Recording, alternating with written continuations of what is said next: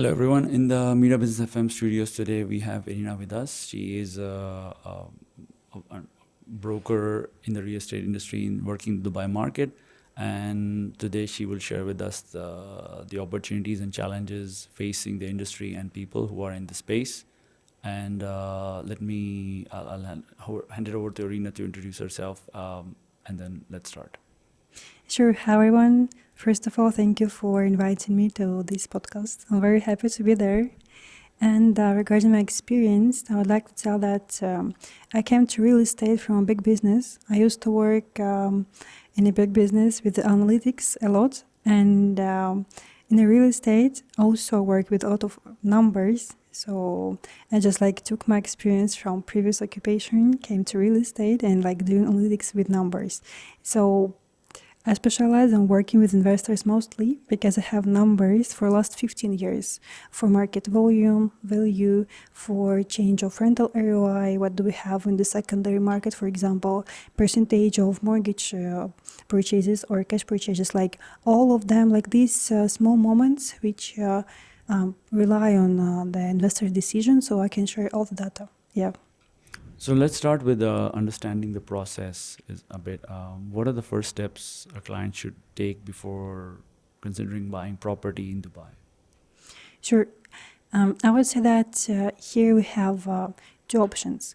If a person is buying for himself, he needs to understand how many bedrooms he wants to, what the location he wants to live in, because we have, let's say, 3 key points for the location. It may be something close to the sea with the beach. It may be something close to some greenery, parks, or it may be something close to a lot of schools, hospitals, so in good developed area. So they're different let's say key points again. And if we're talking about investors, it's very important to know your investment strategy, because some people, they just buy in to save the money from the inflation. It's very good.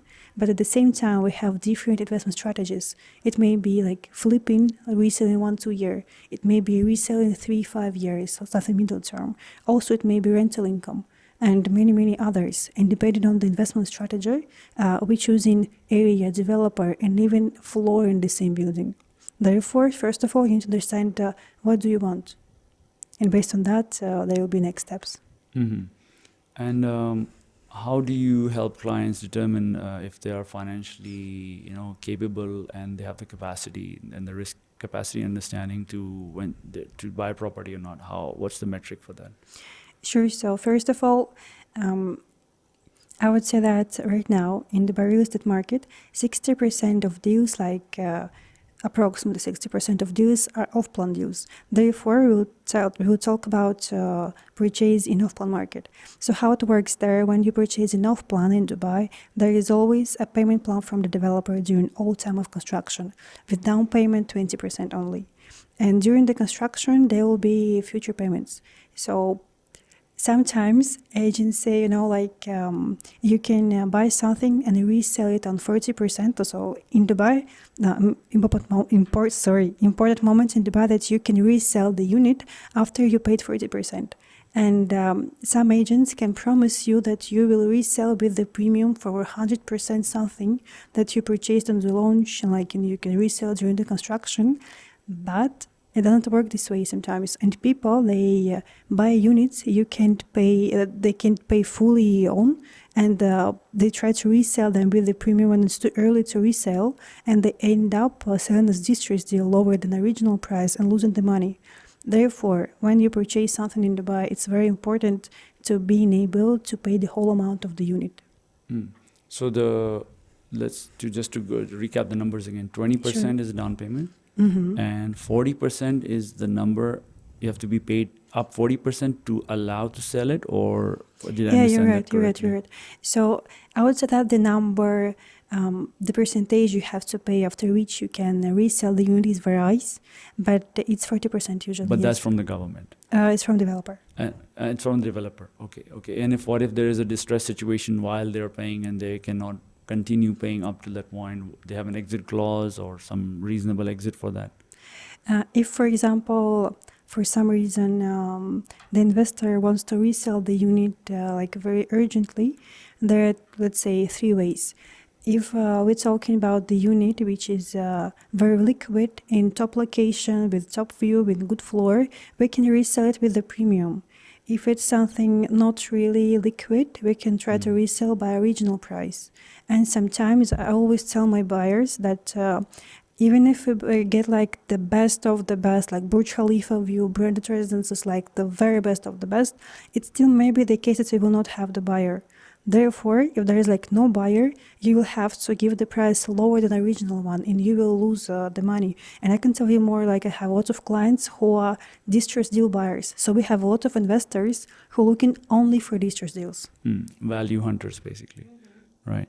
And what documents should a buyer have prepared in advance when they are deciding on buying a property? What kind of KYC documents and source of funds, I guess, stuff like that. When we're talking about, again, off-plan purchasing, I would say that comparing to other countries in UAE, it's quite easy. You just need to prepare your passport copy, and like I would say that's all. You don't have to share your, let's say, previous purchases, your income resource. Of course, we will fill the KYC document, like it's now your customer document, where we will fill the source of funds. But you don't have to show that you have the money for future payments. It's your responsibility. Okay. Is the government putting any kind of extra KYC burden on the developer so that they are, the funds are clean? All that, are they like doing something like that so that it's because recently the UAE government was fine, in that position. So is there any law there around that, or how the developers helping the government like this? I would say how it works. For example, we have investor who purchase an off-plan unit, and every real estate agency, they have to fill KYC form, which we send to the special department, which check it. So it's not real estate agency who like go through the KYC form. It's third party. Okay. Regarding advisory skills, how do you assess whether an off-plan or ready property suits the client? What are the unit or metrics taken into account? Again, it depends from the client brief. Because like you can give me just like, I don't know, any situation, I will advise you what to do. Right. So I think you just told me just like an example a little bit a few minutes ago, something similar like that, right? What questions do you ask clients before showing them listings so that you are better prepared to offer them the support they need? Okay, it's a secondary. If you're talking about listings, it's something in the secondary market. By the way, we call secondary market everything which is not from the developer directly. So for example, it may be unit under construction, but we buy it from another investor, so it will be secondary also. So it may be something ready and something under construction. So what do I say? That before showing the listing to my client, I will ask him about like what does he want to, like for example, what kind of view does he want to have? Because very often when people purchase ready property, they purchase like for living in. Therefore, for example, some buyers wants to have, as I mentioned, Burj Khalifa view, park view, water view, or like what kind of floor is important to you. By the way, like when investors buying off-plan units for future resale, they think that like, the higher the floor, the bigger the income. But there are like a lot of people who are looking for units only for lower floors, like below 10th floor. Like surprisingly, there are a lot of people searching for these kind of floors only. Therefore, why do they prefer lower? Because they don't feel good in higher floors, like blood pressure, these kind of things. So they're looking for lower floors. Yeah, I'm personally like that. I prefer lower floors as well. So, yeah. It's also access. You come down faster. You can leave the building faster.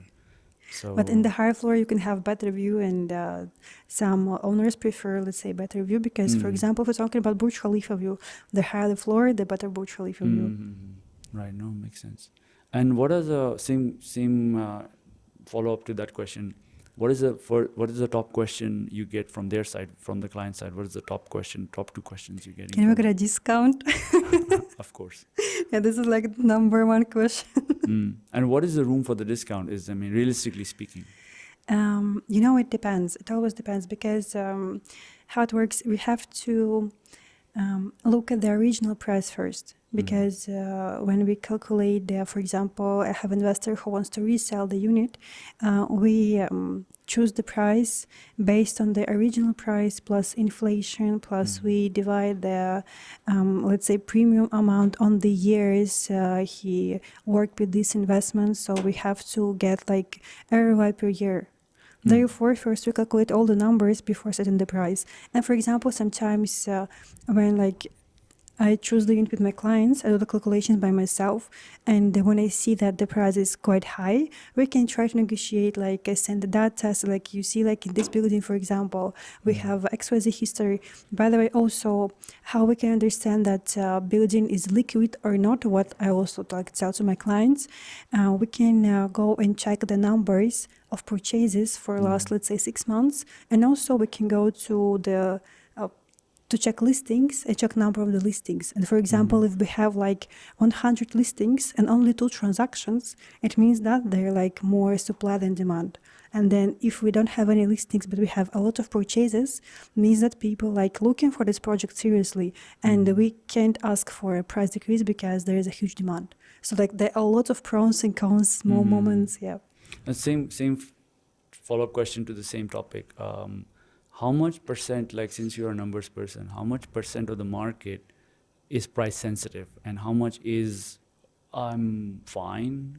I mean, how many clients come to you is that okay, I'm fine with this, I just want this location, and they accept whatever, and versus is everyone price sensitive? They want like, no, I need discount, always some discount, or is it just okay, we're fine with the few percent, it's whatever the case? I would answer on this question from a little bit another side.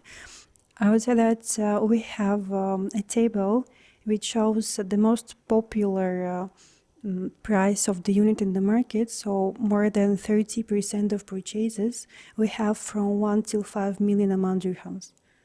So, and like I had some big purchases in my experience, and I would say that the bigger the client, the more he calculates the money and the more like he asking for. So like, I believe that sometimes people thinking that when you're working with the high ticket market, like it's very easy. No, it's not like that, because big investors, they earn money because they can calculate them, and they calculate them very good. Yeah, that makes sense. Can you walk me through how you help a client choose a location in Dubai? Yeah, of course. Again, it depends from the investment strategy. Let's say we're talking about rental ROI and future like resale in 3-5 years. So how it works? Dubai real estate market is growing, is becoming more mature, and it's very good news. And I would say that like several years ago, we may have like, I don't know, 15% rental ROI, 20% rental ROI per year. Those are crazy numbers, and market is becoming more mature, which is good, and number is becoming smaller. So therefore, I would say right now in the market, by the way, based on the report of International Debated Agency, which they shared in December of 2024, average rental ROI in Dubai is 6.7. Like gross rental ROI. And how we can try to increase it, we can go to still developing areas where we have a future room for the future construction. Because how it works, for example, if you look at the downtown, in downtown area, it's fully developed. There is no room for future construction. Therefore, the price is kind of on its back. There is no room for future price increase because the area is ready. The price will grow, of course, because we'll have Burj Khalifa view, city center, it's best of the best. But at the same time, we will not have any significant price increase. It will grow, of course, but like not very fast and very hard. It's a mature market. Yeah. So at the same time, we may have developing areas where we, for example, have like first 2-3 buildings where we will have future buildings. And for example, if we have new area where we have, let's say, second building, once the area will be fully constructed, the price will grow. And based on the average price in the area, we can expect bigger rental ROI, because once the building will be ready, once the area will be ready, the price will grow. And this is how we can resell the unit with the premium and have a good rental ROI.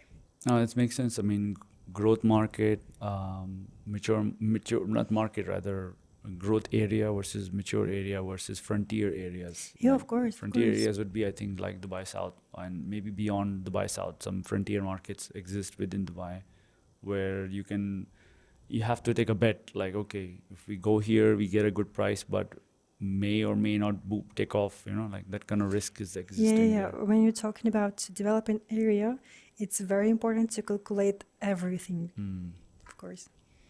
So, regarding market knowledge, so how do we educate the investor and explain the difference between freehold versus leasehold, and what are the disadvantages and advantages of either or? I would say freehold and leasehold, it's a very, very basic question. So we can start with it, of course. So freehold is when you purchase a property in Dubai and you can own it like forever. You can give it to your kids, so you can give it to your grandkids. And we're talking about leasehold. If you aren't from GCC countries, you can own it only for 99 years. So therefore, when we're talking like with investors, they prefer to own something for like forever. Therefore, if we compare price for freehold and leasehold, it will be different. Of course, like 99 years, like it's quite long, but still people prefer to have something Is for a there longer a time. is there an advantage of leasehold They in some have, cases? I would say yes, because they have a better location. For example, closer to the sea, more the leasehold. Also, I think the earlier developments were leasehold, even in Sharjah and Dubai. The earlier developments in Uh, some w- parts of Dubai. yeah, we have some we even right now we have some projects leasehold, and regarding the freehold, like one of the latest news that we have area Al Satwa.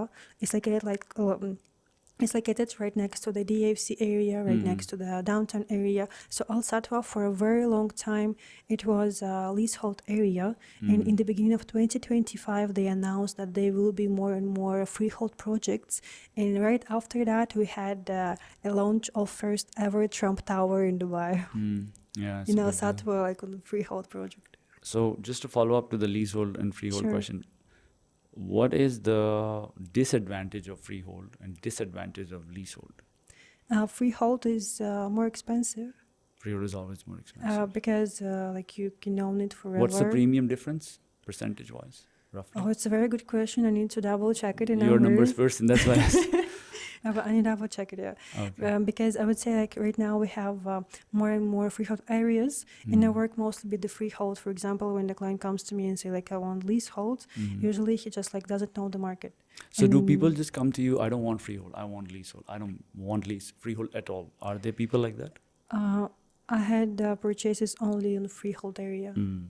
So it's like a deterrent to them. They're like, no, I'd Yeah, rather yeah, avoid. but still, like there are some cases where, for example, you can purchase leasehold, and after some time, you can pay some amount, like something like To something convert it to extra. freehold. Yes, to convert to freehold, but it's something in the future, Yeah. and usually clients prefer to have something now.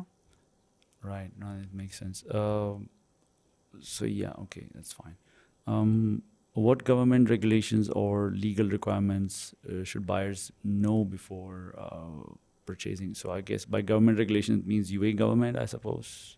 Yes, Yeah, I think so.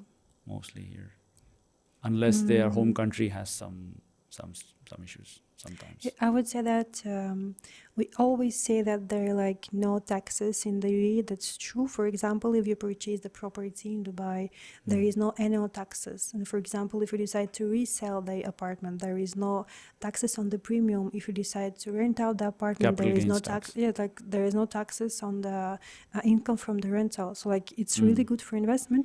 But at the same time, there are some countries. Well, for example, like XYZ country, and you have some property in the UAE, you have to pay taxes to your home country. Yeah. So this thing you have to check with, let's say, I believe there government. is some kind of, if I'm not mistaken, the utilities, they have a housing tax. Even if you are a renter, you have got to pay the housing tax. And as even the owner, I think it comes along on your DIVA bill housing. It's like it's calculated based on the percent of your rent.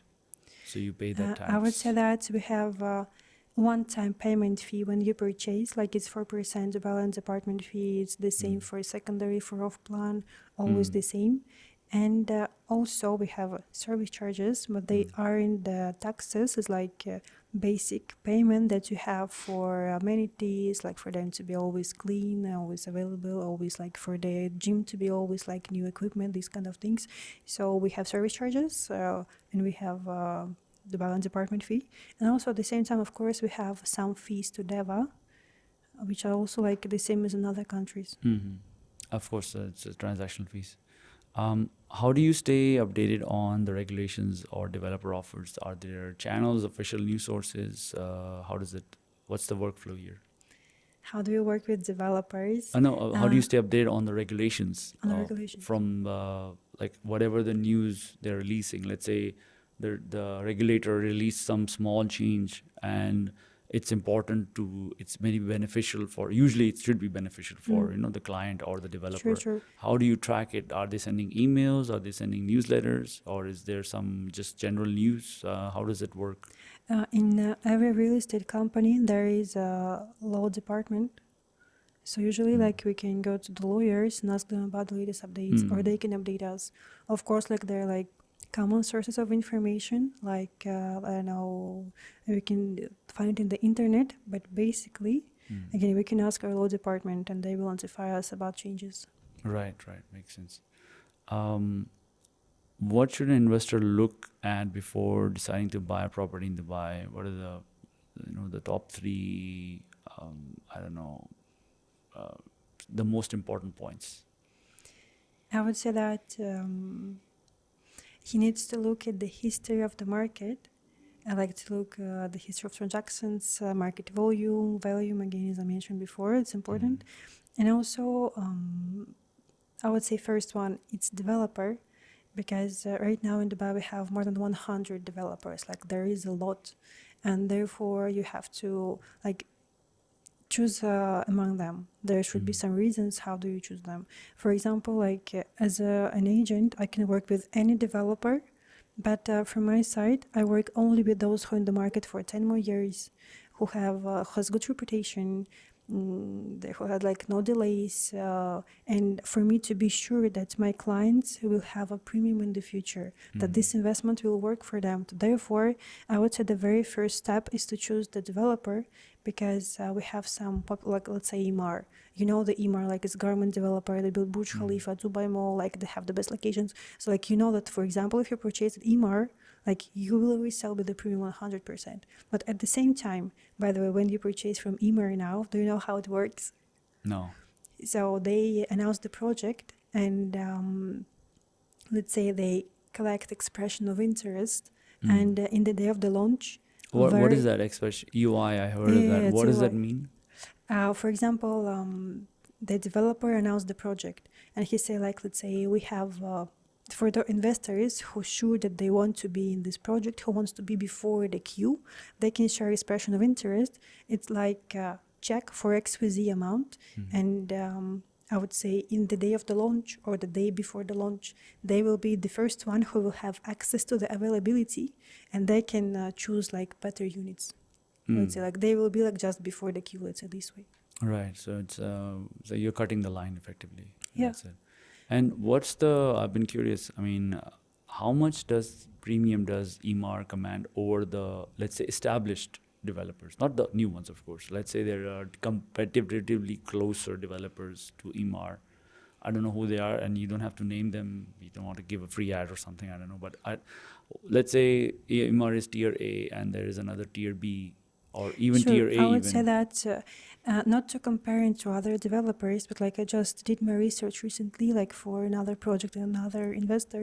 So, for example, we have the Valley, and in the Valley, during last 3 years, we got plus 50% price per square feet. So and also like in Dubai Creek Harbor, during last 5 years, we got plus 100% price increase. So so how usually like Emaar works, they're master developers. By the way, like difference between master developer and just like basic developer. Master developer is kinda the manager of the area. And for example, if we're talking, let's say, about Dubai Hills, by the way, Dubai Hills grew on 30% during the last 5 years. 30%, like that's a lot.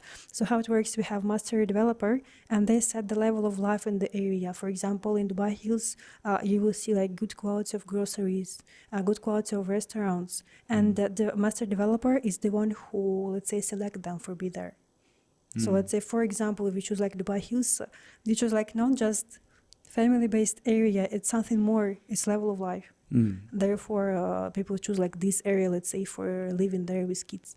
So let's talk about return on investment Sure. or rental yield. How do you help buyers understand how to calculate ROI and rental yield, and maybe even mention about tenant delinquency, which is less talked about sometimes, that you can have issues and it's expected sometimes. So how do you help them? I would say that regarding the rental ROI, we have long-term rental and we have short-term rental. Long-term rental is 1 year and more. Short-term rental is everything which is less than 1 year. And if we're talking about long-term rental, the plus of the long-term rental is that you have a stable income. And you can be sure that you will have like the same tenant for a long time. And also, I believe that when person lives somewhere for a long time, he cares about the, let's say, the furniture, or about the unit, and like he will be, let's say, more careful like about the property. Less destructive. Yeah, of course. But you will have smaller rental ROI. And if we're talking about short-term rental, for example, like something where people come to like to a weekend, like Airbnb kind of Seasonal. stuff. Yeah. So in a, let's say, hot season, you will have good rental ROI, approximately like 13%, 15%. But during the low season, you may have like 0 requests. And if we, let's say, calculate the approximate rental ROI per year for long-term and short-term, they're approximately the same. Right. So moving on to the mistakes buyers are making in the market. Are they financial, emotional? Are they rushing into things? Are they not giving enough, time to work with people like you? Trust issues. How is the process of building the trust, so that they don't make mistakes? And what are the mistakes they're making? And how if someone listens to you, how will they say, okay, this is coming up again and again? And then even maybe the better way to maybe ask is that maybe, okay, we can understand mistakes from the new one, but what about the established ones? Are they making new mistakes or the same mistakes? Yeah, sure. So how do I build that trust with my clients? First of all, I suggest like not to go to one exact project. We always start with the presentation when I show numbers. So for the buyer to have his own opinion about the market. Because for example, I may believe in one area and he will not believe it. I may like love one developer, he will not love one developer. Like we have like different opinion, it's fine, it's good. And first of all, I show numbers, he has his own opinion. Then we're talking about his investment strategy, like what he wants to. And I show like the selection of projects, for example, and he started choosing them. We started to work on that. And the main mistake, I would say 2 mistakes. The first one is wait for a better price, because every year we have price increase, like literally every year. And how it works, I will explain how it works. For being sure that They're all waiting the for a crash or something. yeah. So how to be sure that there will be a tenant for your unit, and or you will resell it with the premium? You need to look at the numbers, how many people come into Dubai, and every year we have more and more new people. And number of residents of Dubai is increasing. Therefore, there will be the demand. So they will live there. They need to live somewhere, and there is still more people than available units. Therefore, so markets needs more apartments. It's first one, and second one. And also, I would add that as a mistake, some buyers, they're waiting for big discounts. Like, let's say sometimes we have offer in the market with like 30% discount, these kind of things. And I would like to mention that it's a very competitive market, and we have good projects which can be sold out in 1 day. Like it's true, I'm not lying. And if there is enough demand for a developer, he will never give a discount, because why? He knows that there are lots of demand for his projects. And if there is a too sweet option, like too big discount, something is too good, there is something wrong. That's fair. Lastly, talking about mitigating risk, what red flags should a buyer watch out for before choosing a unit? And is there a list, or is there just a couple of things? As I said just before, by the way, so if it's something is too good, there is something wrong. Because we have the market price, we have like the market rules, let's say this way.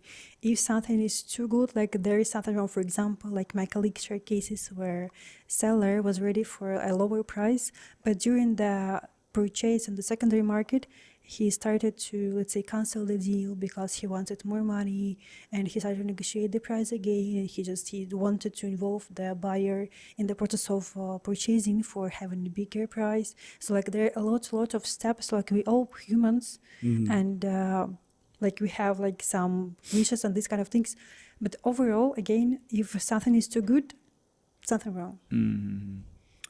I mean, those are pretty strong points, and I hope this podcast, or rather, this discussion helps some people around investing in the Dubai property market. And I think that you have some pretty solid points in general regarding how is the quality of data, since you're a data analyst coming from that background, how is the quality of data available from the land department, from the brokers? Is there some giant provider who is manually looking through the numbers, someone like you, or people like you are managing teams, and then publishing it and selling it?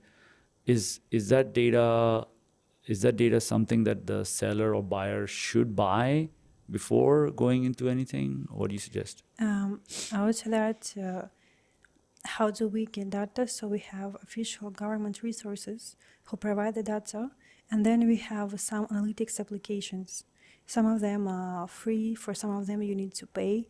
So for example, if I have a client who telling me like, I want the property with the best rental ROI, I go to this application and I search manually. So may take me like 3 hours, 5 hours, like 2 days. It depends on like how hard the request is. So like we have the numbers, but I have to read them, I have to understand them, I have to like, let's say, set them together. One question I had in mind is that I've seen LEED certifications around some of them, and there's a couple of buildings I've seen. They are mostly corporate buildings with LEED certifications, LEED, right? That's like environmentally friendly. It's not leaking and all of that.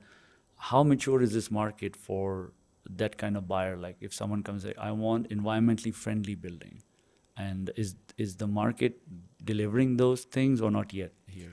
I never had any request like that before. Yeah.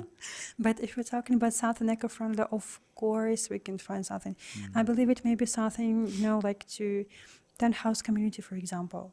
Like you will have your own townhouse, there will be like not a lot of LED lights. It will because be very if you have calm. a large villa with a lot of windows and your ACs, if you don't use the right kind of glass, your bill will go up. So it may be just like, as you mentioned, like townhouse community. Like that. Okay. In closing, where can we find your work? How can people get in touch with you? Which social network do you prefer? I have my Instagram, so you can always find me on Instagram and write me any questions. All right. Thank you, Arina. Thank you for your time. Thank you I think very much for hopefully, if inviting you me. want to say anything else in closing, go ahead. Otherwise, I think Sure, we're done. just like thank you very much for inviting me. Hope we will have more and more sessions in the future. Thank you, Arina. Thank you.